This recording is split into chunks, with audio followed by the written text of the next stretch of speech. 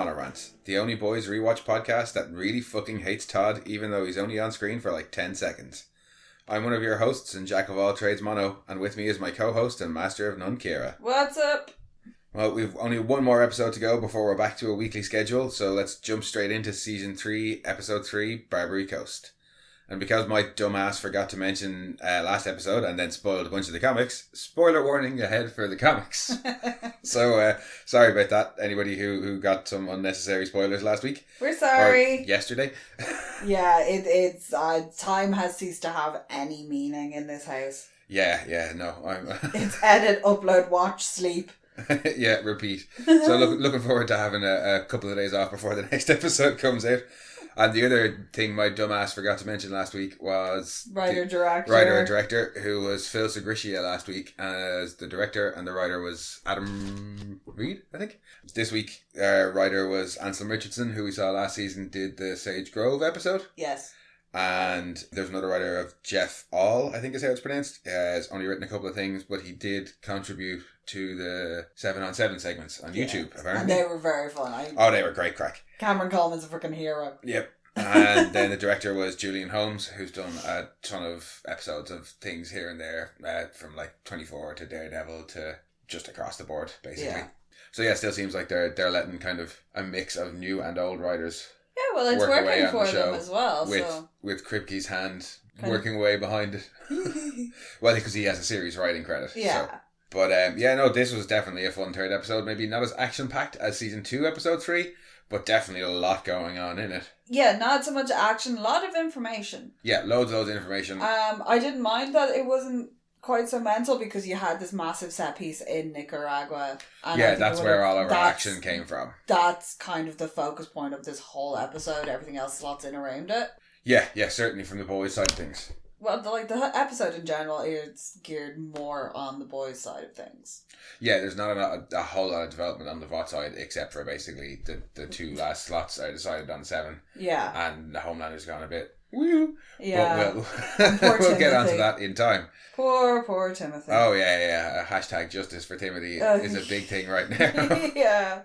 Yeah, poor Timothy. Oh, he was just a boy. Poor Timothy. Just a boy. You shouldn't have done that. He was just a boy. That actually is possibly the worst thing that I've watched so far. Yeah. I can't. The animals. Of all the animals Deep has gotten killed, that one he wasn't even responsible for, and the poor bugger had to eat it. Oh. Just when he was. I could hear him begging. Yeah, I don't know. I actually couldn't watch it the second time round. We're gonna. I know you couldn't. You made me skip through it, yeah. and we're gonna have to talk about it later in the episode. So let's not get into it now because it's tough. Never mind anything else that we saw. It's us again. Yeah, it's like, I couldn't watch Rampage because I felt bad for the CGI gorilla. Maybe that's that's my line. That's definitely something that we got last season in Season 2, Episode 3 was some animal death that we felt very bad about. Before I get us really upset about Lucy and Timothy. Even Noir was upset about that one. Yes, he was. And we got very upset about Nora this episode. Oh, yes, we did. Again, we'll talk about that in due time. And for the minute, go for a normal summary. Summaries. Homelander is surprised and emboldened by a sharp rise in his popularity, and the boys are back together on a mission to get some answers from Mallory. A power struggle develops over the remaining slots in the 7 as Homelander tries to bring back the Deep, while Annie warns Supersonic of the dangers of Vought. Frenchie gets dragged back into the criminal underworld, and A-Train reconnects with family. Another character-heavy episode, I would say. Yeah, less of the kind of action. It is more now everybody manoeuvring themselves. Yeah, as you said, the only action that we really get is in the past, in the flashback to Payback in Nicaragua. It's now all the posturing and... Yeah, and manipulation side of things. Definitely. Across the board. Everybody's doing a little bit of it in this episode. Yeah, well, from the boy side of things, obviously, they've got to find out what Mallory knows. Because Mallory knows something and they just don't know what it is yet. Yeah, and it's clear. They also can't use the department of super fairs, they can't use their resources because, Newman. Can't let them know what they're up to now. No, and Hughie kind of proves how far he's willing to go to not have to deal with Newman, because I couldn't do that, so fair play to him. Yeah, but the first we see of any of the boys is Butcher in the bathroom. Oh, God. Flashing back to killing Gunpowder, and then... On the big white phone to God. Yeah, so he's not quite over his little V trip yet. He is puking his ring. But I love how the first thing we see then of the rest of the boys is cleaning up the office in the Flatiron and being like, you need to have some fucking respect on you. This is a goddamn historical building. Yeah. And that's straight out of the comics. Just the two big tubs of cleaning products as well. Telling Frenchie to use a plate, and the banter is straight back between the two of them. Your mother's sweet and savoury vagine. Yep. And even when Hughie comes in, then there's some good banter about masturbating with razor blades. You should have seen the other guy. I love the fact that they've got the 5 headshots framed on the wall. Yeah, that was a nice catch actually by you. That was just a nice little touch of humour going on there. Because they've all been exonerated. Yeah. So, yeah, it's just hilarious. But it's bants all round. Oh, yeah, the banting is happening. Even Butcher gets in on it and gives Hughie a ribbing for being an old soup bootlicker. Yeah. He lays it on a bit thick with the L ribbing, I think. He does, but I was saying when we were watching It's all tone. It's all tone, because the words he uses are the words he uses on a daily basis when he's talking to people. This is just how he talks to people anyway. So he's like, how can I get across that this time I'm joking? Oh, I know, really I'll put on an exaggerated tone. Yeah, it reminds me of your man who used to play the banjo. No, the ukulele, was it? The comedian who used to sing When I'm Cleaning Windows. Yep, George Formby. But yeah, no, Hughie's ready to go straight to severe action to avoid going into work. Yeah, no, we've all considered, wouldn't it be great if I got hit by a bus? But Hughie's like, no, break my arm, I ain't going into work. Yeah. And I like how the rest of the boys are like, damn. I like the fact that MM's like, sit your ass down, gets a bin bag. Yeah, I don't want you getting blood everywhere. Yeah. It's like, fuck it, I'm not even going to attempt to talk you out of this. And the way he does say, Vicky will smell it, will sniff out a lie. Yeah. It's got to be real. And obviously they're not going to change his mind. The fact that he went straight to Kimiko when he came in, there was no dicking about or anything like that. When we saw it in the trailer, I was like, oh, that'll be something that there'd probably be a good reason for it. But it's probably something that Butcher has suggested of Hughie, and Hughie's going to be all like, oh God, no, I don't want to do that. But fine, I'll do it if I have to. Just like, fuck this shit. If the worst thing that happens to me is a broken arm. Yeah, that's it. Hughie's gone in straight away. No hesitation. And that's not a Hughie we've seen before. No. And there's a few little bits in this episode that we'll talk about as we go along where Hughie's changed. Hughie has drastically changed. Yeah. Even in the comic books he doesn't change that much. Well, he's had more growth across the 2 seasons than Hughie from the comic book has.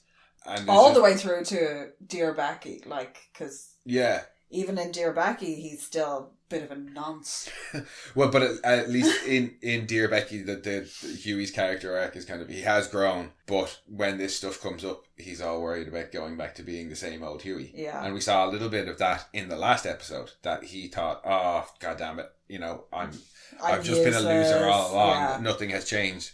And this episode, he seems to be trying to go well, if Butcher is got the right way to go about it, then I should just start acting like Butcher. Yeah.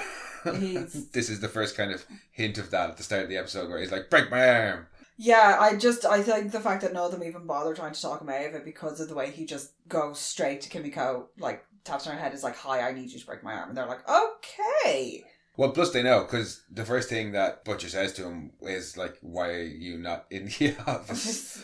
And, you should be in the office in case, because you don't want her cottoning on to the fact that we know. And he's like, well, I can't go in because I'm a bad liar when it comes to these kind of things. Yeah. And he's she'll pop my head. He's not that bad of a liar, but I understand not wanting to be around somebody who could pop your head at any second. Yeah. And so he gives his justification, and the rest of the boys are like, yeah, okay, fair enough. I see where you're coming from. Yeah, I need something that'll get me off work for at least a week. He can go back in after a week or two. Yeah. With a broken arm, but he could justifiably be like, oh, I'm on pain medication and I'm off the face. I love how Kimiko breaks the arm on 2. Oh, good girl. Good girl. Don't wait till 3. Just go for it. Fuck it. Yeah. That's great. Yeah. No. And Frenchie trying to give him the opium beforehand. fucking take it. Yeah. Huey never takes the drugs when they're offered to him by Frenchie, though. No, in fairness, would you? Yes. It's like, when your nanny used to give you a sweetie at the bottom of her handbag that had lost its wrapper years ago and there was some unidentified fluff on it. I suppose if you're going to take drugs, do you really want to be taking Frenchie's drugs? Yeah. Is that what you're getting at? Yeah. I suppose. Because it's Frenchie. But yeah, I think as a Huey mentions, have they moved Ryan? Because if he told knows Newman, so that means that Stan knows as well where he is. Yeah. So Butcher's like way ahead of you, already moved him. In fact, we're going to go and that's see where him. we're going. Which I thought was just kind of weird. I was like, why did you move him and then immediately go to see him because he has to talk to Mallory. I know he has to talk to Mallory. It just was one of those things I was just like, that makes no sense. Like, they could be following you.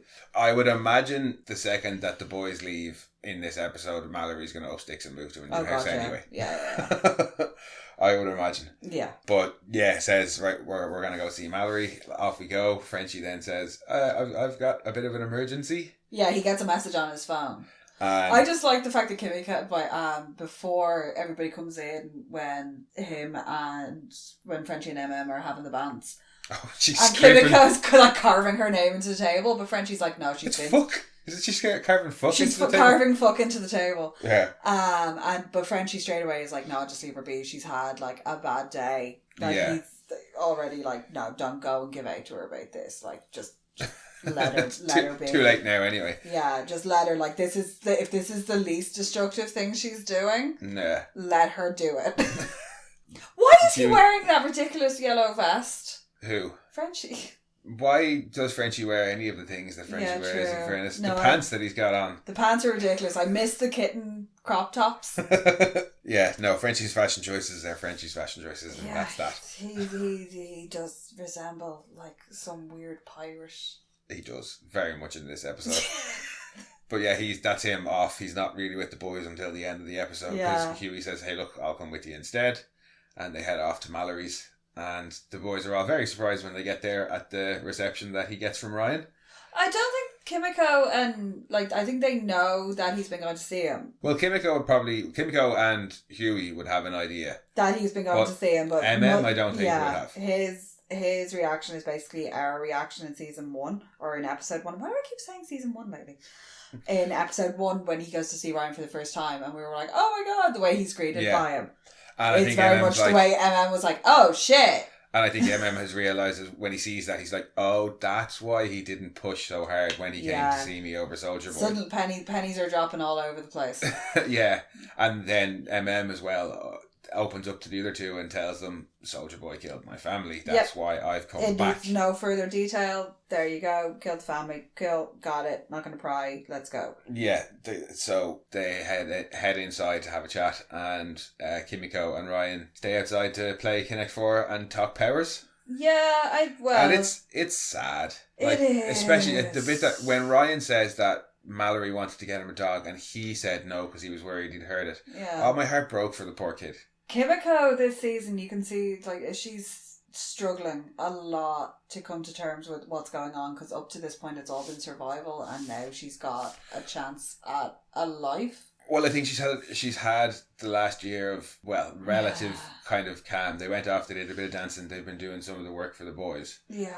But we see later on in the episode, she does, and we saw a bit in the last episode, she's yearning for something different. She knows she can't be a normal girl. But she doesn't want all this chaos and death around her either. Yeah.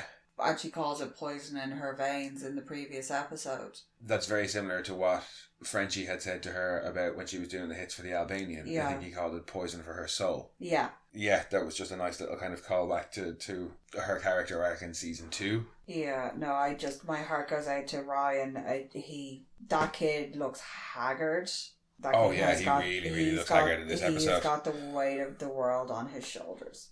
He really does. Like, his whole world in the last year has been turned. Oh, it's been completely upended, and he's started to have a bit of a good thing, a bit of stability at least with Mallory and Butcher around.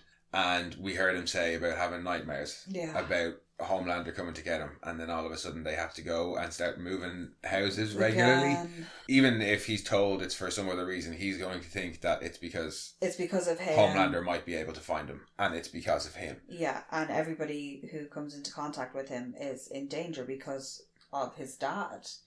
And it's not his fault. It's in no way is this his fault. No. But it's a lot for a kid. Like, because at the end of the day, he's still a kid, and his whole, like, everything he thought was real has turned out to be wrong. Yeah. And I think in the space of a week, he went from this stable world to having a dad who happens to be a superhero to getting, like, kind of kidnapped.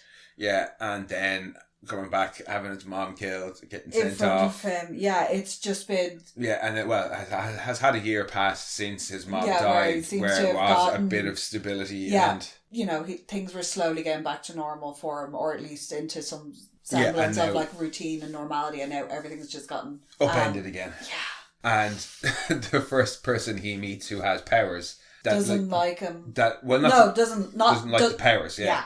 But that's it, you know, he knows that Homelander is basically a bad guy, and he'll have heard from a bit from Mallory and definitely from Butcher that Supes are the bad guys. Yeah.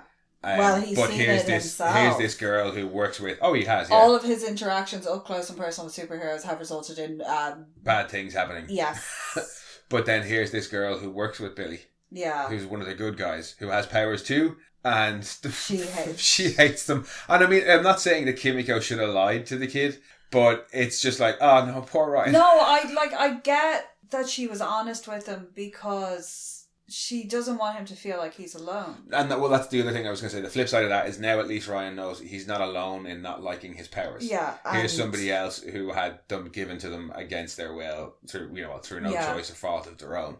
And it's not something I'd ever considered is a friendship between Ryan and Kimiko. Yeah, no, I think they could help each other a lot. Yeah, I think it'd be cool if we get to see a little bit more of a friendship between them they'd not like a mentor relationship or anything like that, but just this thing where they both can kind of help each other heal. Kimiko never got a childhood. No. And Ryan's childhood has very much been shattered. Yeah. The pair of them have a lot in common in terms of their power set. Their place in the world is very much dependent on other people. Kimiko said that, like, I'm only here because of you. Well, she says it later on in the episode, yeah. Like their place in the world, they have no autonomy. Yeah. You know, and I'd like to see a friendship between them, or at least some form of understanding. Yeah, no, because I think the two of them could be good for each other in terms of helping each other heal. So it would be nice to see if they explore that a little bit more. Yeah. But then inside the house, the boys are... Jesus, everything's going... All the shit's hitting the fan in the house. Yeah, well, Butcher says the main reason he's there is because a little birdie told him that she was off on a holiday in Nicaragua back in the 80s. And she tries to deny it. And Butcher's basically like, well, hey, look, deny all you want, but I had this file of all your agents around the world, and I'm going to publish it unless you tell me. That's low. And I liked the bit where she's like, would you really do that? What about all those innocent people? And his response of, it's an insult to both of us that you'd even ask that question. Oh, yeah, I'm scarlet for your ma for having you. But, yeah, no, I mean, it's pretty ruthless, but given the conversation that they have later, I can understand why Butcher is pulling no punches. Yeah, she's like, I can't tell you, I'd be killed just for telling you. The fact so he has to go. Well, yeah, I think he knows. If she hasn't breathed a word about this, and he had to basically beat a man to near death for nigh on 40 years to get this information, he's got to have something big to hold over her. Exactly, and like he says later, this is a weapon that could potentially kill Homelander, and you kept it hidden from me. So he knows. Yeah, going into it, he knows she's not gonna. If she hasn't told me yet, she ain't going to offer up this information willingly. I'm going to need more than I've been told by somebody else. But before that, when obviously they're getting Mallory up to speed on the whole Newman situation, and I just love her line of, I would very much like to know what the plan is to eliminate her. Yeah, it's very matter of fact. So before that, when she is like just... Yeah, she's not happy about the Newman news. No, but nobody is really, in fairness. Yeah, well, and she just does say, I lobbied for her to get the position and was trying to protect Like, she's been duped as well. She's taken this quite personal. Yeah, and Huey does try to say, what... Like, how do you think I fail? But I think it's not just you. I gave her all this the intel. information that she wanted. Yeah. You know, if Huey's like, if anyone's at fault here, it's probably me for using all these contacts that I had. And I think that's probably part of the reason that she does come clean as well. Yeah. I mean, that's a pretty serious threat. But I think she also... I also like the fact that she was so mad that she tried to save her Congress. She's like, I tried to protect the bitch. She was the one causing it. Yeah. Make me look like a fool. Yeah. And it's the fact that she made them all look like fools for trying to protect her. Well, I don't think anybody who's in the intelligence agency likes being duped, in fairness. No, the intelligence community do not like that. And for her as well, much less by a soup. Because as we find out from her flashback, she has quite a long history with soups. Yes, she does. And a long history with Stan. Yes, a very long history with Stan. Yeah. And that flashback it's basically exactly like beat for beat the comics. Especially the way Swallow dies. The way Swallow dies is brilliant. In fact, I was... running past going, fuck. I was like, yes, he's gonna blow up. I was a little bit sad that they didn't, because in the comics, he runs past and he does that, but then he starts to fly away and he's like, gotta fly, gotta get above it all. Oh, kaboom. And then gets blown up, and I was kind of hoping we'd see that happen. No, I think having it all from Mallory's perspective, because she's the one telling the story. But yeah, it is. It's basically, with the exception of it being in World War II in the comics, and here it being in Nicaragua in the 80s, it's exactly more or less what happens. Vought show up with this team saying, hey, we're going to get involved in the military and help you guys out. The team are fucking useless and kill more of the men on their side than anybody else. Yeah, most of Mallory's unit gets killed, and she has a lifelong hatred for soups. That's where it all begins. Like, she's not a fan of them anyway prior to that, but that solidifies the loathing. Yeah. And great casting on young Mallory. Yes, and young Starlight as well. Can we just point out, young Starlight in this as well looks really, really like young Annie. Yeah, young Edgar. Young Edgar. Shame they didn't actually bother casting a young Black Noir, because they could have just probably put in Nathan Mitchell. Yeah. Yeah. And let him do it, because if we ever see him off camera... Yeah. Or sorry, if we ever see him without the helmet well, especially after, now with all the, like... It's going to be prosthetic heavy. So, I feel like that was a bit unfair. Let poor Nate Mitchell have some time on camera. Like, without a helmet on, please. And again, like last episode where I was like, I want more MM backstory, and we get more MM backstory, and it broke my heart. I was like, where's Black Noir been? And then we got more Black Noir, and it broke our heart. Yeah. The flashback is it's great fun. The whole scene is great fun. Yeah, the whole, like, she was involved in the selling of the cocaine, and Emma being like, were you involved in the other thing? Oh, that and the fact that she doesn't even apologise, she just recites what the policy was at the time. But she doesn't apologise after the flashback either, when he says to her, you knew all this time and you never told me. She just says, it's complicated. Not, I'm sorry, it's complicated. She just says, it's complicated, and then she asks for the room. And she's like, it's complicated. It's complicated, get out. Yeah. But the flashback itself, when we first see Soldier Boy, and he's like, I'm just going to fire this rocket launcher off in the direction of your munitions. Just in the middle of, like, fucking guerrilla territory. Yeah. Massive cocaine transportation operation going on, Russian rebels. Yeah, that's a good idea. I'm playing the Scorpions. What way is Swallow standing on that rock? In the background, he looks like he's taking a dump. What's wrong with fucking Mindstorm's face? I think he's supposed to have, like, a giant brain. The TNT twins, what the fuck? Them and Mindstorm do nothing. Except cry and sunbathe in the full, like, up to the neck suit. Yeah. Just okay. And then Crimson Countess, who just looks like she can't be bothered. Well, she does kill two people, but they're on the wrong side. Yeah, but she can't be bothered. And Gunpowder just looked way too excited to be there. Yeah, he was just happy to be firing a gun. He didn't care where it was being fired. But it was nice to see that Soldier Boy really was Homelander before Homelander, because when... He's like, hey, sweetheart. But when she goes for him later and when she has to go to him and basically tells him, those lines never work. It's only because women are afraid of you, basically. Yeah. Oh, he's so mad. And you could see the tick. And the lip tremble. Yeah, the lip tremble. The big 3-year-old, I'm about to throw a tantrum. Lip tremble. Oh. I just thought it was really reminiscent of like Homelander's scoff when he gets tailed off. Or told off. When he gets tailed off. But yeah, I should be more careful what I ask for, because we got some Black Noir backstory and I didn't like it. No, you didn't. I didn't like it one bit. I like the fact that it opens with Edgar. Well, the conversation that she overhears is Edgar eating tree nuts, despite Noir going, please don't do that, I'm horribly allergic. Yeah. That's Edgar just being a shit. Well, that's what I think it was. We're just like, shit, is that Black Noir talking? Yeah, it was like, hang on now. We know Noir's there, and we know he has a tree nut allergy, so I'm guessing that's him talking. And then, it was him talking with the helmet off, saying he's sick of the fucking helmet. And he doesn't want to wear it. And Edgar does bring up the point that, it is the 80s and he's a black man.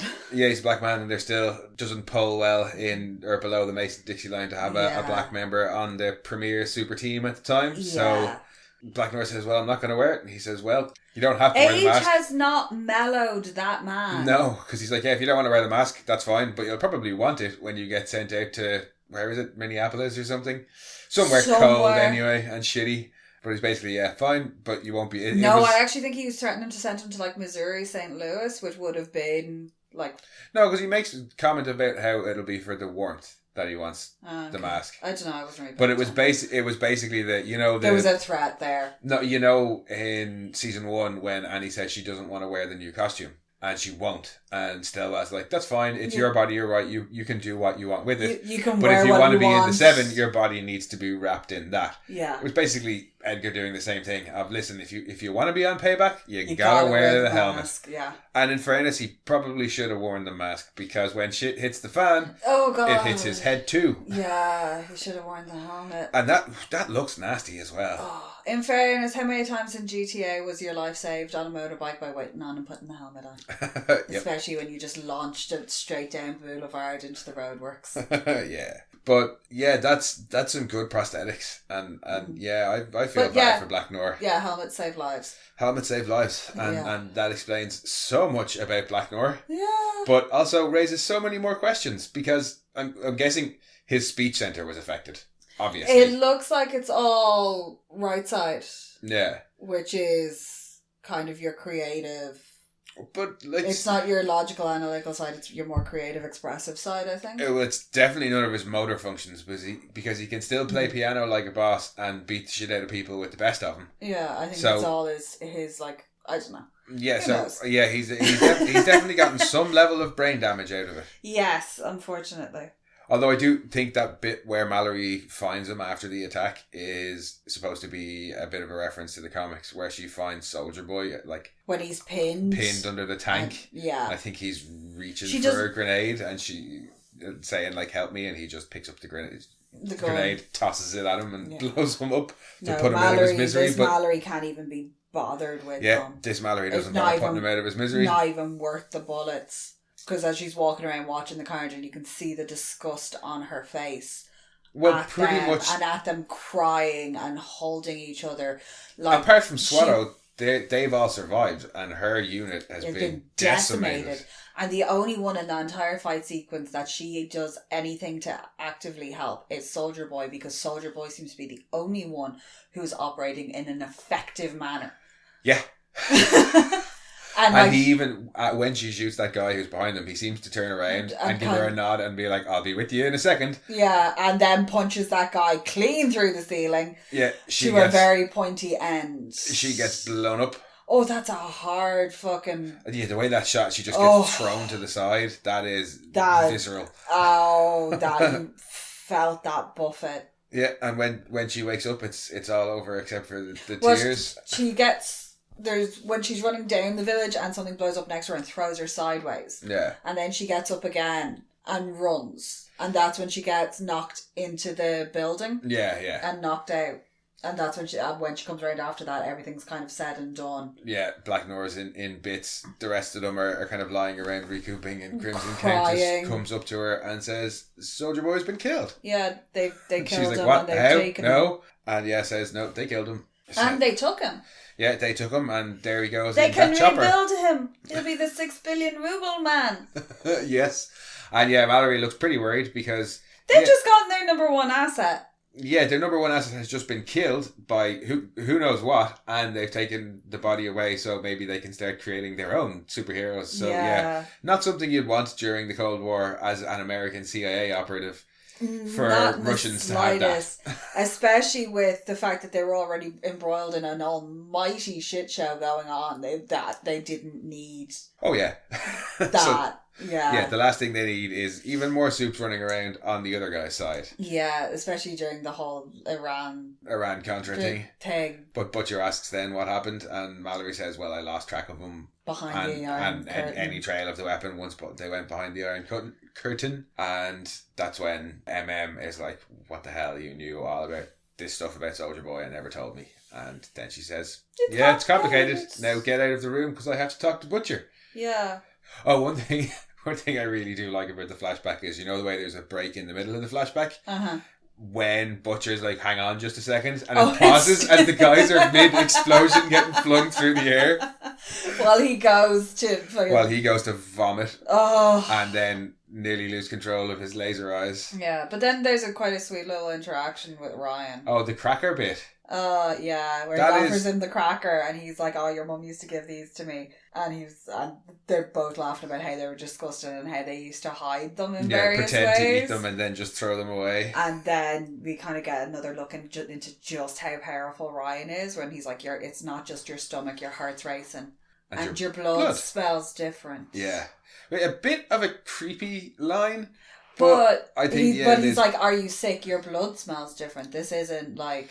It makes sense. If he's got, super vision and super hearing, well, yeah, why wouldn't he have super smell too? Yeah. No, but it's just like a further kind of indicator of how more developed his powers and senses have become. Yeah. Compared to when we first meet him, where his eyes flare, but that seems to be in response to being around his dad. Or extreme emotion. Yeah, he has no control, whereas now he's becoming more and more aware of these things. Yeah. And presumably Mallory is, to a certain extent, nurturing these. Yeah.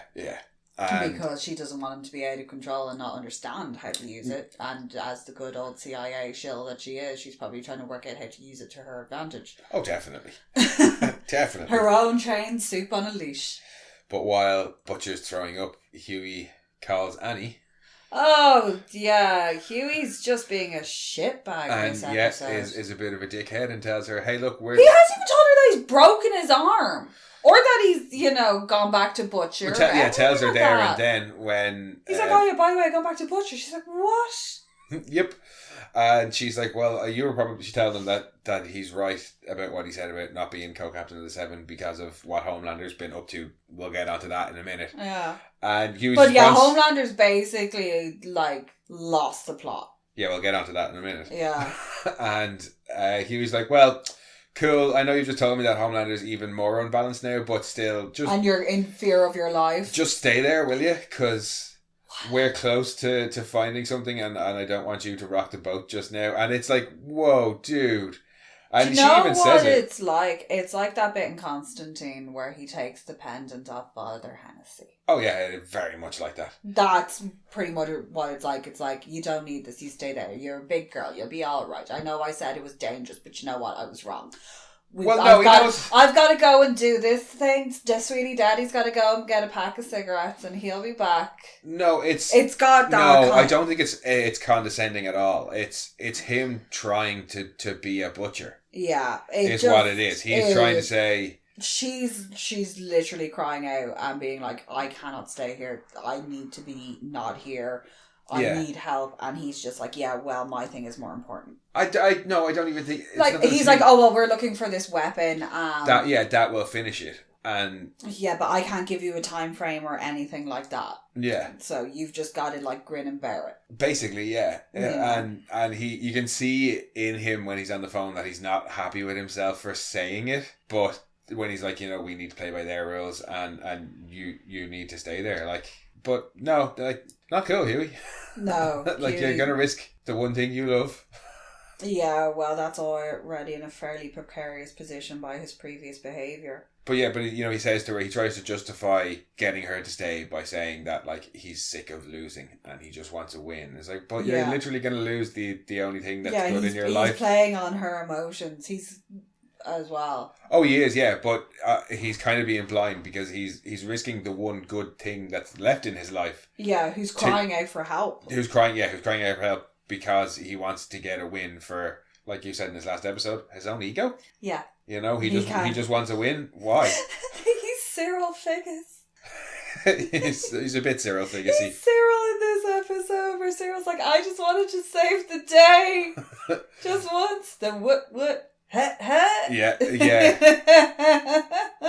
But yeah, if he's not careful, he's going to get Annie killed, or he's just going to push her away altogether. Yeah, because if he keeps putting her in danger or denying that her situation is anywhere near, or like what her feelings are nowhere near as important as his mission. Yeah. You know, what he's doing is for the greater good. And I'm doing this for you. You're just the one who's got to risk life and limb every single day by being close to this person. Yep. And speaking of doing things for the greater good. The greater good. Butcher tries to do something that he thinks is for the greater good following his fight with Mallory. Oh, the Mallory. Because after the flashback. The fight with Mallory. Oh, it's fraught. And it gets real personal. It does, because there's right and wrong on both sides. Yeah. Like, Butcher is right to say that she shouldn't have held the information back from him. But you can see why she did.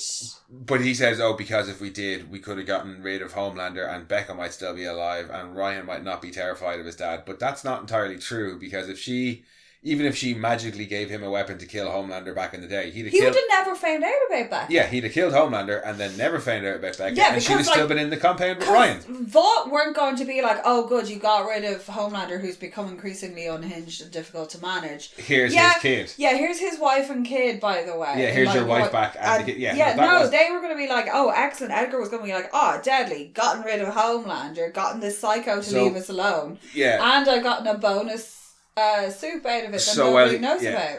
While he's wrong to accuse Mallory of costing Becca her life and Ryan the situation he's in now, Mallory is equally wrong to say Butcher has not changed and he only ever did it for himself. Low. Back when she knew him before, yes, that was true. He only wanted revenge for his own sake. He didn't know Becca was alive. Yeah. He didn't know Becca had a son. What he's doing now to try and kill Homelander isn't about revenge. He's trying to kill Homelander to keep Ryan and the world at large safe. Yeah. But it's mostly for Ryan's sake. Yeah. He's made a promise to look after him. He's going to see that through. And he has a different motivation for taking out Homelander. Yeah. Like, they've already seen that Homelander's like about 14 fucking screws loose. But either Mallory can't see that, or she just wants to hurt him, and she tells him, you haven't changed at all. You can't change. You're just like your father. Yeah, it's really low, and it is the people that know you the best are the ones that can hurt you the worst. And things, I don't know whether it's said just in anger to get a jab in because she knows she's wrong, but she has to have the last word. Or if she actually believes it. I don't think she believes it because she looks too distraught when she comes out of the house. When he leaves after upsetting Ryan, you can see it in her face then that she's fucked up. Yeah, because she just caused him to do that. Because I think he wouldn't have reacted that way to Ryan. He would have probably sat him down and had a conversation with him. I'd been like, I have to go away for a while, because it's not safe for me to be near you. We need to sort this out, and then we're going to, but I'll be back, and the Colonel's going to keep you safe. Everything that he's been doing, and we'll try, to video call or whatever. Blah blah blah blah blah. Yeah. Instead, he reverts. He reverts to type. He snaps. And it's like a dog, like an old, abused, beaten dog that eventually, all they know how to do is lash out. Yeah, I think it's also a bit like Huey in the last episode when he finds out that Newman is the head popper. Mallory is the one who told him, no, you actually have changed and you're being better. Yeah, he's had the person that believes in him. Yeah, the person who believes in him and knows him best outside of Becca. Has told him that nothing's changed at all. Yeah, nothing's changed at all. You're always the horrible person that I thought you were and that everybody thought you were. And he goes straight to the worst thing as well when he says, look at what you did to my Becca. And the last thing, and he's breaking Becca, all she begs for when she's dying is, it's not his fault.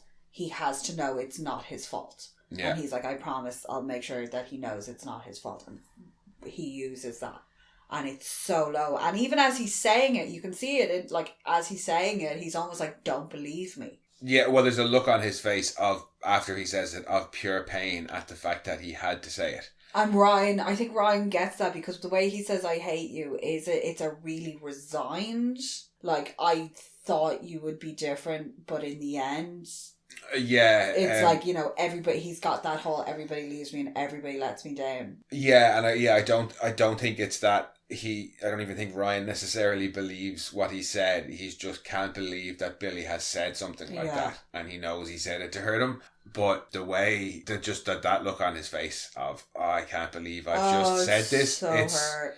And it is, I think it's purely because of what Mallory has said to him. Yeah. And it's knocked him back and he thinks, no, I haven't changed. He's just lashed out and Ryan was the closest person.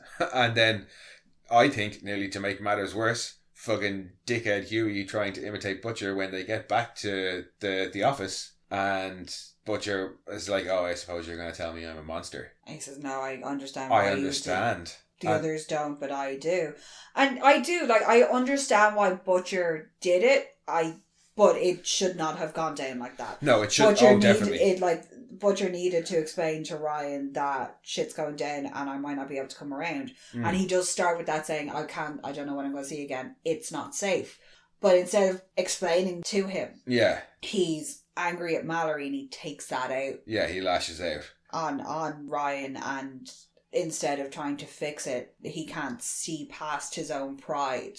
I think he thinks it's maybe it's too late to fix it, or he has to go and do what he has to do and then try and fix it later. Afterwards, because when he's calmed down a bit, or like, look, I've made it safe and that I didn't mean all these things I said, but, you know, it hurt watching it. Oh, yeah. And I think it's Butcher's head, he's like, if I've pushed this kid away to get the job done, I'd better make damn sure I get the job done and keep this kid safe before I come back to him and try and patch things up. It hurt watching it because he'd come so far. I know, and that's the thing, when he says to Huey, you know, come on, tell me I'm a monster for doing that to the kid, and Huey says, oh no, I understand you. And I understand why Huey understands, but that's not what Butcher needed to hear. Butcher actually needed somebody to say Butcher you had needed gone his too canary far. that right there. Yeah, to say his canary's trying to be Butcher-like. Yeah. He needed his canary to say, no, you did the wrong thing to that kid. Maybe you had the right idea or the right reason for doing right it, but intention, you went about it the wrong way. Yeah. And Butcher looks at him like, no, I didn't want you to say that. I didn't want you to agree with me. I want to know what is in that file that MM picks up and leaves with. Yes, that's interesting. Because he comes in straight away, goes, picks up the file and leaves, and that's it. And nothing is said about it. And then you've got, before everybody kind of leaves and Butcher and Huey have this little like heart-to-heart weird thing going on. You've got the really funny little interaction of Frenchie and Kimiko. Kimiko storming in and sitting down and being like, oh my god, you won't believe what he did today, that man's ridiculous, why do you work for him? And Frenchie's like, hang on, you work for him too? And she's like, no, I'm only here because you're here. And he's like, sorry, what now? Yep. And I think that stings a little because Frenchie has been off on his own little adventure for the day. Yeah. It turns out that Cherie... It was Frenchie's day out. Yeah, Frenchie's day out. Not a good day out. No. Because Cherie has contacted him and he meets her in a park. She's in deep motherfucking doo-doo. Oh, she is. Oh, she done fucked up. She fucked up. She tells him that she has lost a whole load of... She went back to work. Okay, number one, she went back to work for little Nina. Which in and of itself, from Frenchie's reaction, seems like a bad thing. Oh, bollocks. Yeah. Shit, if you've read the comic books, you know who Little Nina is. Yeah. Little Nina's very, very similar to said Little Nina. Yeah, she's bad. We don't know if she still has the same penchant for giant battery powered boyfriends, but here's hoping. I'm sure we'll find out in due time. But yeah, Cherie has lost a whole load of her drugs and is terrified and wants passports from Frenchie and wants to get out of the country and wants Frenchie to come with. Frenchie because Little Nina is Russian mafia where honour is everything. Yep. And it's not about... Because he's like, oh, we can pay her back. And she's like, no. You know, it's the principle of the thing with Nina. Yeah. And then recounts a story of an associate of theirs who had multiple pieces of themselves removed before she allowed them to die. Yeah. So she didn't want to hang around. Nice. So, basically. Yeah, Frenchie gives her the passports and kind of says, no, I can't come with. Yeah, and she's the like, next come on, time- we'll go somewhere warm for once. The next time that we see Frenchie, he's getting picked up by some Russian gangsters. Yes. And there was men in tracksuits following him. That's your first clue. Yep. He's like, he turns down, they do the atypical car up the street, window down, get in the car. And he's like, nope, you're all right. And looks up and there's a bloke in a tracksuit, and then turns to leave. And there's a bloke in another tracksuit looking very much like himself from GTA 4. Yeah. So Frenchie basically is like, fine, I'm going to have to get in the car. And the next we see of him, he's in a black bagged in a Russian deli. just in a deli. Yeah, and we get to meet little Nina. Zip tied to a chair. Yeah, we get to meet little Nina. And little Nina's fucking brilliant. Has a bit of a chat with him and says, no, Cherie stole those drugs. Yeah. They weren't stolen off her, she stole them from me. Yeah. But she also recounts a tale about how that time that, what was he supposed to be doing? His knife broke or something broke, so he used He was supposed to be killing the guy, and your man knocked the knife out of his hand. So he used the sliding door of the minivan to decapitate him. And then he realised the girlfriend was in the passenger seat, so he killed her too. So it's not like him to leave any witnesses, so where's Cherie? Yeah. And he tries to not give her up, and then she says, look, come on, I'll probably promise to give her a quick death. Yeah. And that's when she kind of accuses him of basically, look, you haven't changed. You're just a dog on a leash. Yeah. Your master changes, but all you are is a rabid dog on a leash. And that pisses him off a little bit. And he's like, well, do you know what? I have changed. I work for the CIA now. So unless you want them all up in your business, I'm going to leave. Yeah. She's like, yeah, because before Butcher it was me, and before me it was your father. And she calls him Sergei as well. So I'm hoping we get some sort of backstory going on there. Oh, stories about what he got up to with her back in the day? Well, or just something that his father seems to have some sort of Russian mafia tie. I don't know. I thought that was just because we'd heard from him in the first season and a little bit in the second that his father was very abusive. Yeah. I thought that was just a reference to that because she obviously knows him pretty well because she knows his safe word is Vincent Castle from when she used to... That's a long safe word. Just use, very, very fitting though. Very fitting, but just use like bonk or something.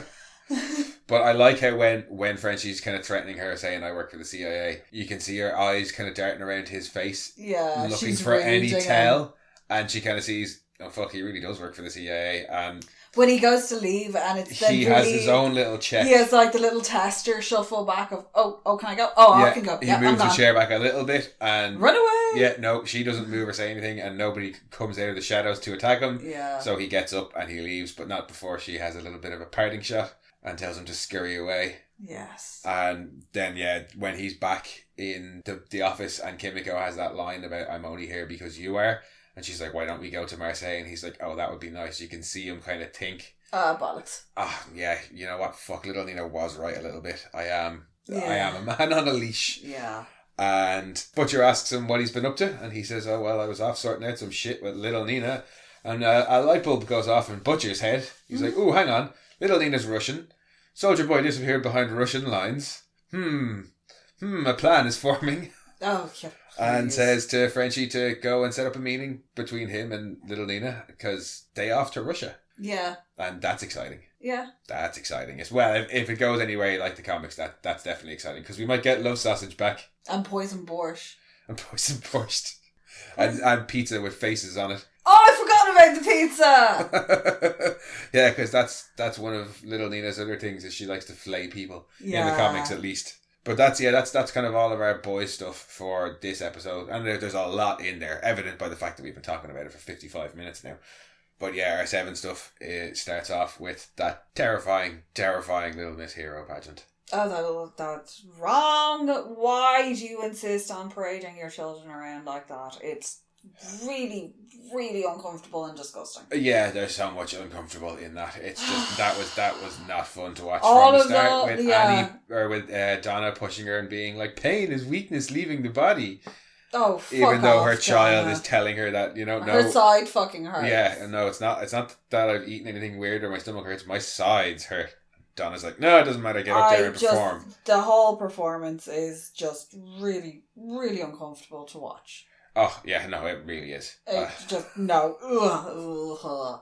Don't like it. No, enough said about that, the better. Yeah, and we get to see a rather important thing of young Annie her coping method. Squeezing her nails into her fist as a coping method to work through the pain or to smile through it all, basically. Yeah. It's only a short little bit, but it is, it's unnerving and it's uncomfortable to watch. It really is. Because you'd gotten hints of it before when she said about her feet bleeding through pageants and stuff like that. And that. Yeah, she only said that in the last episode, I think. Yeah, that, she's only put in all the hard work and had to go to all these things and learn all this stuff and stop all this and eat all this special diet. You'd gotten that whole conversation that she had with about her dad used to sneak her off to IHOP or to get a donut. Yeah.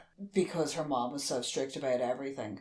Even in the very first episode, when Annie's making food for herself, and Mom's, oh, Annie. Yeah. So, but yeah, to actually see young Annie and to see Donna being that way with young Annie, it was really not cool, really uncomfortable. Fuck you, Donna.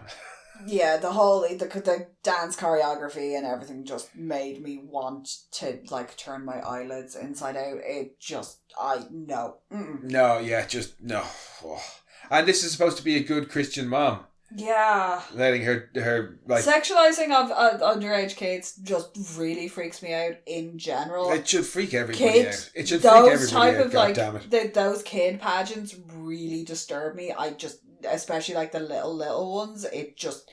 I don't. Oh, I hate them, and it's one of the few things I don't understand them, and it really makes my skin crawl. It's one of the few things that I can actually be proud of about in this country in the modern day is that anytime they try and set up those kind of Little Miss pageants they over always here in get Ireland, shut down. Yeah, somebody will let the hotel know, hey, do you know you're doing one of these weird pageants that sexualizes kids, and the hotel's like, oh no, fuck that, and they get cancelled. Yeah. Yeah, they're good here about that. It freaks me out way too much, and it just makes it also reinforces the fact that her whole life she's been sexualized as well. Yeah. That's kind of unfortunately the way things are. Yeah. Even though she was supposed to be a Christian hero. Yeah, it doesn't matter. But that's the image and the message that's always been pushed on them to go further and further in these things. Yeah. And you get that as well when she's talking to Supersonic later on, and he was saying he put up with all the homophobia, or not the homophobia, the racism. Yeah, all the racism and all the bullshit and all the boy band stuff. And he had been signed with Vought for a lot longer than her through all the boy band stuff. By the looks of it, yeah. He seems to be a male Annie. Yeah, he's he was in the teen heartthrob band, whatever the superhero teen version of One Direction is. Yeah, but I think he was also on the Christian circuit too, with her, so... yeah, and then he reveals that he had a massive Oxycontin addiction. Yeah, but speaking of things that are super uncomfortable, poor Ashley is made very uncomfortable. Ashley booting it in those shoes. Oh, booting it past Starlight. In that silver lame suit. Sorry, Starlight, can't talk. And off she goes in those stilettos. It's fucking amazing. And runs into Homelander, and Homelander's been watching that fucking video on repeat. Butt naked. Completely butt naked, and her reaction to it. I just love it as he stands up where she just holds out the iPad further so it blocks. It's great.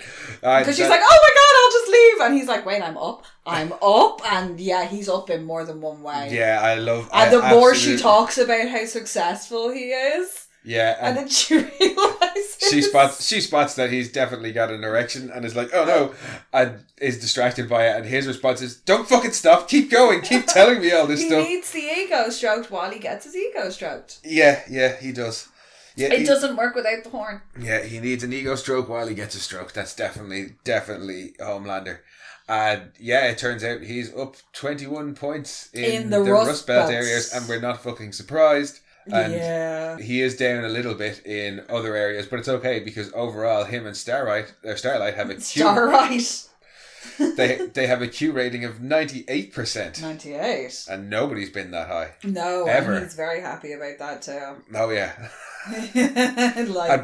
Probably he's standing way too close to her being that happy, and you can see it. She's just like, I don't want to need no touchy. That 98% Q rating probably informs his decision at the very end of the show as well. Yes. Yeah, But, that's also an extremely uncomfortable scene. But that is the last thing that the world needed, was for Homelander to be told, hey, that speech that you gave the other day. They love it. They love it. And They people want to see the real you more. Yeah. Because, as we see, it's not going to lead to good things, because there's another meeting from our two favourite marketing executives. I love them together. I love when they're laying out the storylines and stuff like that. The banter. Yeah, can he rekindle the passion?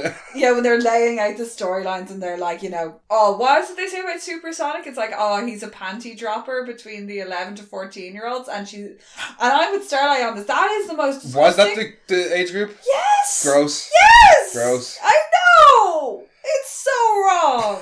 It's so wrong. God. That does explain why Vought still want him to sing the boy band songs that are clearly directed at people more that age. You got your license to try. Yeah, because even he's uncomfortable. It's Shirley MacLaine. She only 14. Yeah.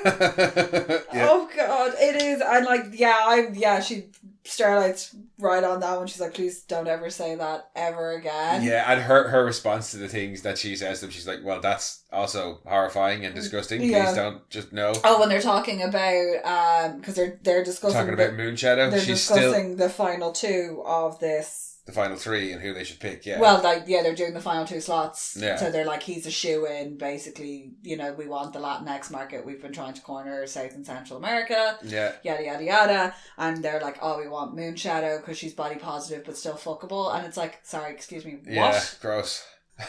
Also gross. And also Ashley is like, so fuckable. And Ashley's like, nobody asked you. Nobody asked you. And Starlight says, no, she wants to have Silver Kincaid, because why wouldn't she? She's got the best rescue rate. She's a UN ambassador. Yeah, or no, she's a UNICEF ambassador. Sorry, UNICEF ambassador. She's Muslim. She wears a hijab. It's incredibly she doesn't bring up those points. No, but when Ashley's like, but she's from England. But she's not looking at the fact that she's a woman and a hijab. She's looking at the fact that she's the best person for the job too. Yeah. They are kind of pushing, we could put another black person on because that's more socially acceptable. Yeah, we'll have a black person. We can't put it on a Muslim woman in a veil. Well, I think Vought could sell it. I think it's just Ashley knows Homelander will never buy it. And she tries to say, do you want to run that one past Homelander? And then he's like, no, I fucking don't, because I don't have to. Because my contract states that I don't need to, so stick that in your pipe and smoke it. Yeah. And then it looks like Annie's plan is actually that she's going to have the two girls in the 7 because she tells Alex, hey, look. Yeah, well, she's like, I'm grand with Alex doing it, but let me just talk to him first. Yeah.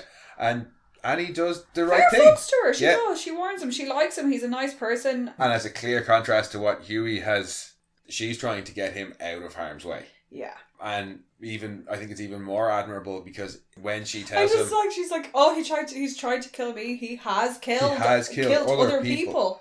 And yeah, it's a shock to him, and he's like, just give me a second to process it. You're telling me that everything I put up with, everything I've worked for, is a fucking sham. Yeah, it's all for nothing. And she's definitely right to tell him, but I think it's even more impressive that she tells him before her next interaction with Homelander. Yes, which is the terrifying one. So she's telling him just get out because it's just the normal mad shit that Homelander's doing. Let alone and then, Homelander has suddenly realised he has no more fucks left to give. Yeah, because then she goes and she has a quick meeting with Homelander where he says, I want to bring the Deep back. What? Yeah, and Annie ain't happy about that. Tells the Deep to fuck off. Cassandra, stop hugging people, love. Nobody likes to be hugged straight off the bat by a stranger. Get away from me. Also, you fuck the fish guy. Well, Cassandra, I do not like by the end of this episode. I don't like Cassandra anyway. No, but I really don't like her now. She's not a bit of a bitch to Annie, and then is more or less, I'm going to say, if not certainly down with, probably responsible for what happens to Timothy later. Oh, I reckon it's 100% her doing. Oh, yeah, no, you're right. She hates that octopus. She does. But yeah, the idea doesn't go down well with Annie. No, I can get why not why the Deep is doing it, but Homelander's back to like, the Deep is on the up. He's, been redeemed in the eyes of the public, and he can also make Annie fucking squirm. Yeah, it's all of the things and more that he tried He to can do. torture them. Yeah, it's everything he tried to do with the birthday dance, the episode before. He can humiliate Annie by having the Deep back. He has somebody who is on his side because it's the Deep and he'll do whatever you say. Yeah, because it's the another Deep, God love the Deep, but he doesn't have enough brains to blow his nose. It's another bullying target. Yeah. It's a redemption story when he himself is trying to make his own redemption story and get back into good graces after a Stormfront. So yeah, it all tracks as being a good thing for him personally to bring the Deep back. Oh yeah, it's all him scheming and manipulating. And Annie says, nope, not having any of it. And Homelander says, well, hey, look, pretty sure that Stan's not going to die on this hill because we're quite popular together. Yeah. So popularity is power. And then she's like, oh, well, do I need to remind you about the flight, whatever. Flight 37. Video. And he's like, go on, release it. And that's where the scary bits come. Yeah, he no longer cares. He's like, I can actually get away with doing whatever the fuck I want, and it turns out people like me when I'm like this. Yeah. So release it, because if you release it, then I've got nothing else left to lose. And then I've got nothing else left to lose. So I'll start with the main population centres. Everybody. He was like, I'll take out power. And he goes through it very methodically. Oh, he's thought about it. Yeah. He's thought about it. Military facilities, power supplies, infrastructure, major infrastructure necessities. Yeah, and then just start taking off places for pleasure. Yeah, he's like, then I'll wipe out New York and that cousin fucking Hicktown Maeve is from, just for shits and giggles. Oh, and also Des Moines, because that's where you're from.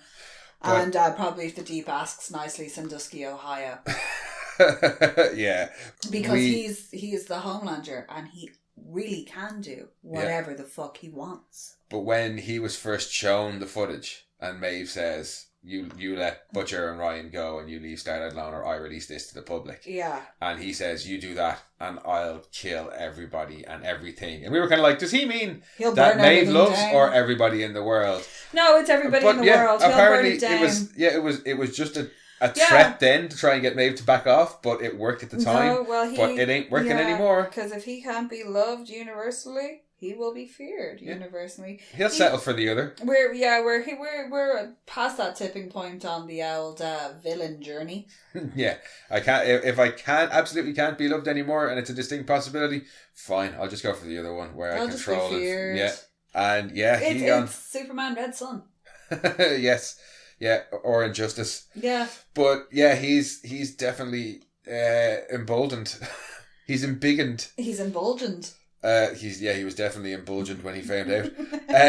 But yeah, he's just decided no. And you can see it then in the next scene when he has Deep over for dinner. Oh no. And we're gonna have to talk about it. So calculated. But just the little speech that he gives when they're eating. And he's been reading a lot of Martin Luther King. Yeah. And that he can recognise himself in it. And it's just like, dude, no. Yeah. And stop. And then he brings out the seafood. Because he's like, oh, I ordered special for you, Deep. And it's this massive seafood platter. Yep. And then everyone's digging in. And it's gross. And poor Deep feels uncomfortable. Yeah, he's like, can I just have some bread, please? But like it just the visuals of everybody eating it, it's all real like slimy, and like if you have, I don't know what the phobia is about people chewing food. Oh yeah. It would really trigger you quite badly because there's a lot of like sloppy noise, mouth sounds. You were meant supposed to be disgusting. Yeah, you're meant to empathise with the Deep in that scene. And it's like, oh wait, hang on, we have a special dish for you, and there's a little look that Cassandra gives that's like, what did you do? And they're like, oh, it's a special... No, it's a look. The look that Cassandra gives is of a knowing one of, I know what's coming. Yeah. And it's that stupid octopus because she don't like that octopus. No, in fairness, he is having an emotional affair with that octopus. Oh, that's so funny. The way she just pats him on the shoulder. Oh no, I like how she's like giving him his itinerary for the day as they're stripping before they have sex. And then, he's looking that octopus dead in the eye and being like, oh. Well, the octopus is all up against the glass being all like, hey, baby. But the way he starts off and he's like, oh, yeah. You like that? You like that? Oh, you're so wet. Jerk me off with all those arms. Cassandra's like, all those arms. Yeah, so they wheel out this specialty South Korean dish, which is live octopus. Poor Timothy. And it's, oh my god, how does he look so fucking sad? He looks so sad, and it doesn't help that Deep keeps telling us that he's begging for his life, and he's got kids, and he's praying, and that they're good friends. Oh god, no, I can't. It actually it actually really, really upset me. Okay, well, we'll skip past that, and we'll talk about the fact that... But it was so cruel, and it is, there's something really, really cruel about it. What I think that was Homelander, because Homelander's seeing that Deep is now more confident. He's up in, ratings and stuff like that.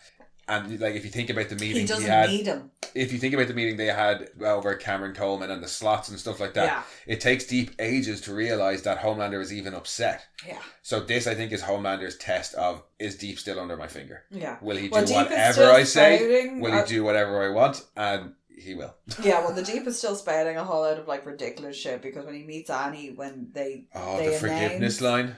Yeah, when Annie, they have that meeting and they walk in before they have dinner and before their romantic interlude, and he's like, "Oh, I know when you've done something unforgivable to somebody, the first person you have to forgive is yourself." And it's like, no, that's not how it works, Deep. You fucking asshole. And like at the end as well, when he gives the little speech, and he's like, we're the ones, I'm the one that's grown, and it makes it like Annie's the petty one who's holding grudges.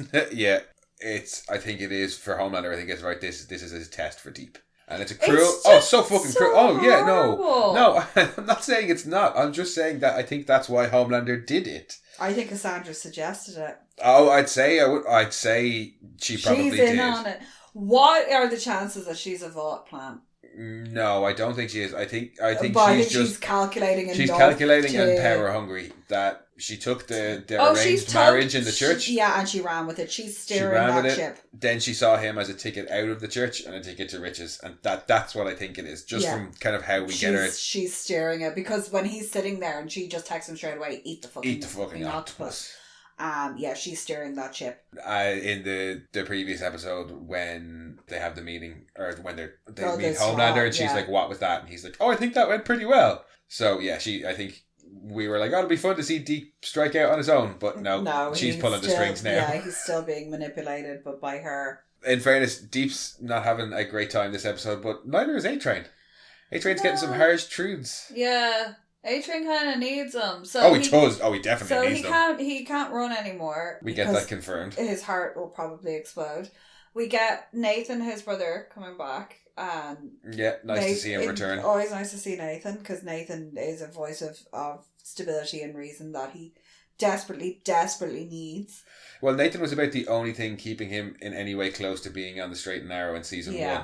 And hasn't been around since then. No, well, they had the massive falling out over him using the V, which is fair. He was like, you know what we grew up on him. You've seen what drugs have done to people. Yeah. And it's that kind of, how could you be so fucking stupid? But they have a little reconciliation, which is very sweet to see. He goes back to the house. The boys are there playing with him. They're all taking the piss out of his new outfit, because he looks like a fool. I do like how Nathan says to him outside the hospital, he's like, "What about that blue shit?" And he's like, "Oh," he goes, "That'll probably make it happen, actor." And he's like, "Good." He goes, Once that's out of the way, I'll accept your apology, and we can move on and we can start. Yeah. No, he's a good man. But brings him back to the house. Yeah, and he's talking about, I can't run anymore. I need to rebrand to stay relevant. And he's like, "Look, why don't you just give it all up? I'm happier coaching kids in whatever he is doing, what club he's teaching kids in." He's like, "I'm happier doing that than I ever was working for Vought." And I think for A-Train, it's going to be a tough pill to swallow to give up the fame. Yeah, I don't think he's going to be able to give up the fame. And he's like, "Oh, why don't you come down? The kids would be delighted to see you." But he doesn't want to be Reggie, the guy that used to be A-Train. Who teaches us how to run. He wants to be A-Train or rebrand and become something else. And I think he wants to be a cause for the community, and Nathan rightly calls out, "You've never stood up for any cause. That's why you being in that suit is ridiculous, because you've never shown any sort of interest in that before." And I think that's that's what Nathan is kind of at. He's like, well, look, if you're not going to quit, at the very least, use your platform to do something. And shows him the mugging footage and tells him about the mugging news story. And tells him that the guy only lived down the road. It was once again it was mistaken identity, but he got curb stomped so hard it cracked the pavement. And that was something that I for me anyway, whenever I hear about curb stompings, it's a KKK thing to me. It's a horrible racist thing. My first encounter with it was watching American History X. Yeah. So when it's and that's my only knowledge of it is through white supremacy groups using it as a form of to people that they've caught. Yeah. So when he says, is it Blue Hawk? Blue Hawk, yeah. Saying, I found a suspect, and he immediately became violent, and I think he even says he was African American. You're like, oh, he's probably a racist fuckhead. And then you hear he curb stomps somebody, and it's like, oh great, he is a racist fuckhead. Yeah, guy was only walking home. Yeah, didn't do anything. And when you can see the disappointment in Nathan's face when he's like, oh, I can throw him some money, and he's like, no, he doesn't want. The family doesn't need money. They need people like you to stand up and speak out about it.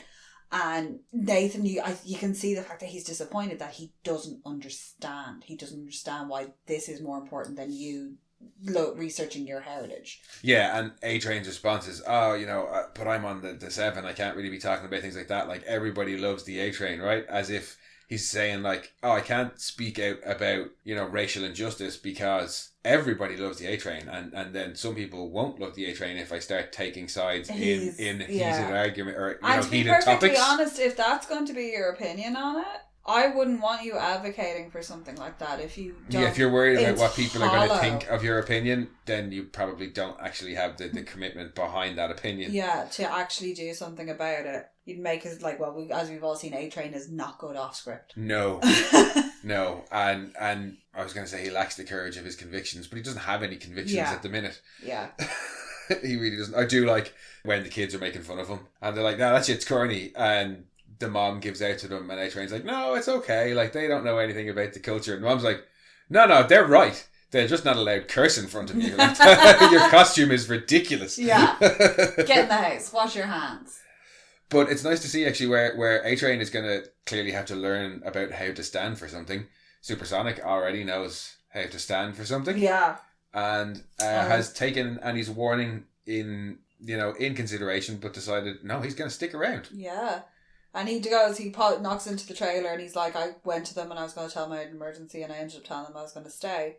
And that's when we find out that he used to be addicted to Oxycontin. He would have sold out his mom for another shot. He was in rehab. Everybody Vought dropped him. Nobody would fucking touch him because you were the only person who stood by me. Yeah. So there's a long... That explains a lot of their friendship. Yeah. There's a lot of loyalty and a lot of love, and she's obviously seen him through the worst of times. Yeah, and I got the implication she's in trouble this it was time. After their relationship. Yeah. So like they were together as teens or whatever, and then he became an addict, and she was probably the only one from the good old days who stayed around him. So she's seen him through his absolute lowest point. Yeah. She's in trouble, so now it's his turn to be and there for her. And it really is going to stand to his character, assuming they don't do a rug pull on us and make him a big bastard. No, but it's going to stand to his character. No, I don't think they will, because he's already looked really offended by like the things Homelander was saying. He does seem like a fairly decent, upstanding guy when he was talking about not wanting to do the song, but he didn't want to go against it because it was going to hurt. Oh yeah, it made him feel uncomfortable and like he should be banned from being within 1,000 yards of school. Yeah, like he's made and he talks about like and like answering the phone for Huey and passing the message along, even he's though a Huey good guy. Yeah, he's a genuinely good guy, and he wants to be on the 7 for the same reasons Annie did. And I think when we were watching it, the second he stepped back in the trailer, I was like, oh, I hope he's going to say that he's going to stay because Annie needs him to stay. And he did. And I was like, yeah. He's being a gentleman as well and chivalrous. And even if they don't, I'd like everybody, I reckon the internet's going to be shipping the shit out of them. But it is, Huey's actions are, and if Huey continues on the course that he's on, he is going to push her straight into Supersonic. Well, that's what I was going to say, is that there's a massive contrast between their two actions in this episode. Yeah. So Supersonic gets his worldview crumbled kind of very quickly, like Annie had, in terms of, no, Vought are actually horrible. There's no real good superheroes, and you don't want to get involved in this because it's a shit show. Yeah. And his response is, I'm not leaving you here. I'm not going to... Yeah, you're telling me this is a terrible shit show and to get away? No, I'm not going to leave you on your own in it. I'm not that big of an asshole. And Huey's response, Huey, who knows this big shit show that's been going on, is like, I need you to stay there for longer. Has just been told it's gotten even worse because Homelander doesn't care about the Flight 37 video. Yeah. And Huey's response is, oh no, you stay in that danger. Whereas, Supersonic is jumping into the path of danger to help her. So, Huey, you're going to need to get your shit together and stop pretending to be Billy. Yeah, you need to cop on to your self-love. You need to wise up. And it seems like we're really, really going to need Annie to have an ally in the 7. Oh, fuck yeah. Because Homelander has not only decided that, look, the Deep is coming back. And those poor fucking Moonshadow and Silver Kincaid, they think, oh yeah, one of us is going to get it. Supersonic is in. One of us is going to get it. No. What? It's the Deep? Yeah. You're kidding me. Oh, the pose on him, and he turns around and he like struts up, kind of like Party Boy used to do it. Like he was that close to just ripping the pants off. Yeah. And gives everybody a hug. Oh no, I'm sorry. Homelander being like, oh, it's an honor to greet you, brother, in Spanish. Yeah. Was such tokenism. Yeah, and for as well, the look he kind of gives him is like, I'm surprised you knew that. And Annie's just like, what the fuck did he say? Yeah. But when he walks up and they like all hug and whatever, the two poor girls are dismissed. And then Homelander drops another bomb. Oh, Jesus Christ. And it's like, I don't know if he just went with it, or if he had decided going up to it. I can't quite put my finger on whether or not, on just how premeditated it is. I'd say it was. Was it a 5 minute? Was it a 5 minute idea or a 5 hour idea? I'd say it was closer to the 5 hour idea. I'd say the day started. Yeah, the day started, and he was told that you've gone up and they love you together. Then he pushes it a little bit with Starlight, and she pushes back with the Flight 37 thing, and he pushes back again and wins that argument. Yeah. Gets the Deep back on the 7, and he's like, okay, so I'm winning here. Starlight is now back bending to my will. Let's see if I can push it. Yeah. And pushes it and says, hey, look, we're going out. And Starlight looks terrified and shocked. And he can't resist anymore. And obviously, Seth marketing and lose it. Yeah. Ashley loses it. They're like, oh, Starlight, we're going to need to do that again, but can you not look so shocked? Yeah. And Starlight does what we saw her do at the very start of the episode. She clenches her fist. And she lays one on him. But, lays one on him. Yeah. And Supersonic looks actually a little bit disappointed, like, oh, I thought you were the wave maker. Yeah, but no, she's at the moment the saving her own ass. Yeah. Boat. And we can see her clench her fist. Because if she protests against that, like, it's just placate him for the moment. Mm. And she clenches her fist like she used to. And if it wasn't a bit obvious that Huey has not been so good to her this episode, now he's basically doing to her what her mum used to do to her. Yeah. And that's definitely interesting to see what way that's going to play out. I don't know. I really don't know. It's going to be bizarre. Yeah, Huey's definitely going to have some problems with it, but there's going to be a massive screaming match with Edgar in the middle trying to like... No, I think Annie at this point is back to being terrified again. Annie, I think, is probably feels that loaded gun in her face again, like she did last season. Yeah. And doesn't have the support that she was expecting from Huey. So I think, she will. She's going to need Supersonic support more. Yeah. She needs Edgar to be on her side as well and back in her corner. Yeah, I think Edgar's definitely going to be concerned with some of the things. I'd be interested to see now when Maeve gets on board, because Maeve was absent for this episode. And most of the last episode as well. Yeah, and because Maeve does have her back. So I'd like to see kind of a nice solid core going up against... Yeah, because you've got Noir and Deep are got a back. Noir, Deep and Homelander, and then A-Train is useless. Annie's kind of in the middle at the minute, I'd say. Yeah, and then it's basically turning into the boys or the 7 Civil War, because you've got Maeve, and Starlight, and hopefully Supersonic. And Supersonic basically making one side of the thing, and then the Noir Deep and Homelander on the other side, and then A-Train's just kind of like, well, I'm rebranding. I'm doing my best to rebrand. So he's not really involved in any of the politics of it. He'd probably tell Annie that he's on her side and then bitch out. Very possibly. Because but we have seen him help the boys before when it suits him. When it's suited him, yeah. But that's it. It's only when it suited him. Yeah, I'll be interested to see what actual kind of actions we get from Supersonic now that he's on the 7. And then from the boys' side, obviously, I want to see where they go, what happens in Russia. But Is he going to tell them that he has V? Is he going to bring the V to Russia? What's going on with that? Is he going to stop puking? Are we going to get love sausage? How's he going to explain that neon green slime puke to? Because he's got to have to explain why his vomit was that colour. But honestly, as exciting as it is that they're going to Russia and they're going to try and find Soldier Boy and all that stuff is coming, I just want Butcher to make good with Ryan. Yeah, make good with Ryan, goddammit. Because Ryan was irritating when introduced. Yeah, and we kept calling Butcher a bastard and wanting that growth. But no, we want Butcher to make up with Ryan. Yeah. He can still be a bastard to everybody else, but be good to Ryan. Yeah, have that little bit of humanity. But that's all we get for now. 3 episodes, and a hell of a 3 episodes they were. Yes. But we're back to a weekly wait. Thank fuck from the editing and recording podcast side of things, but the fan side of things not so hot. Yeah. But my brain has. I need a week to process 3 hours worth of stuff. Yeah, no, we'll probably in the meantime we're probably going to be sitting around rewatching the episodes and going, oh, we missed that, and oh, I wonder what that could mean going forward. But we'll be back probably next Monday, I'd say. So the episode will be out on Fridays going forward, and we'll have our episodes out coming on Monday, I'd say. Yeah, that gives us enough. Gives us a little bit of time. We don't have to edit like lunatics like we have been doing the last few days. But guys, thanks for joining us. We appreciate you coming in and listening to what we have to say about the awesome first 3 episodes of The Boys. Yeah. We'll be back next week, but in the meantime, there is 22, 23 odd episodes of us ranting all things The Boys to go back and listen to. And if you want to come and chat with us, you can find us on Twitter at rantsmono. You can find us on Instagram at monorants_the_boys. And you can send your own rants to monorantspodcast@gmail.com. And we'll see you next week. Bye bye. Son. We are Science Fiction Remnant. This is the Funny Science Fiction Podcast. We are the Caribbean Science Fiction Network. We are Monorants. We are One Accord Level 2 Podcast. This is Sci-Fi.